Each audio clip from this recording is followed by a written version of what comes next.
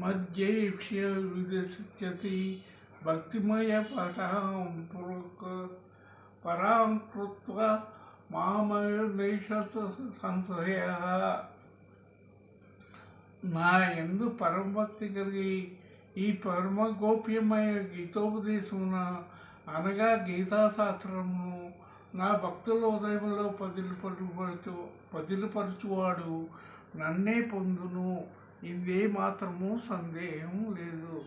నా తస్మన్యేష్ పృచ్చిన్యే ప్రీకృతమా భవతాన మే తస్మాత్ అన్యపవిత్రో భూమి.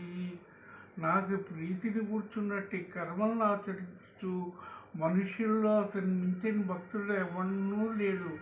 అంతేగాక అతని వల్లే కానీ అతని మించింది కానీ నాకు ప్రిపైనవాడు భూమండలం మరి అక్కడ ఎవడనూ భవిష్యత్తులోనూ ఉండబోడు.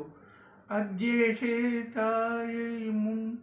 ధర్మం సంవాదమాయో జ్ఞానయజ్ఞేన తేనాహం ఇష్టం శిష్యామి తే మతి.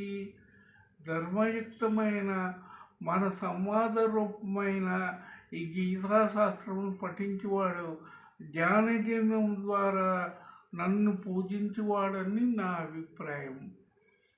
యద్వాన్ సూయచ్చ శృణుయాదోపి నర సోపి ముక్త శుభాన్ లోకాన్ ప్రాప్యాత్ పుణ్యకర్మణాన్. శ్రద్ధాధర్మములు గలవాడును దోషం లేనివాడును అయిన మనుష్యుడు గీతాశాస్త్రము వినటంలో కూడా పాపభీక్తుడై పుణ్యకర్మలను ఆచరించి వారు పొందు ఉత్తమ లోకములను పొందును. ఖచ్చితే త్వచ్చం పాద త్వదేకాగ్రాణి చేతస ఖచ్చితజ్ఞాసమోహ పడాసస్తే ధనుంజయ. ఓ పార్థ, ఈ గీతాశాస్త్రము నువ్వు ఏకాగ్ర చిత్రంతో వింటివా? ఓ ధనంజయ, అజ్ఞానజనితమైన నీ మోహము పూర్తిగా నశించిందా?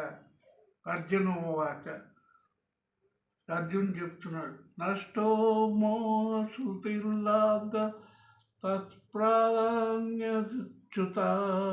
స్థితోష్విగత సందేహే కరిష్యే వచనం తవ.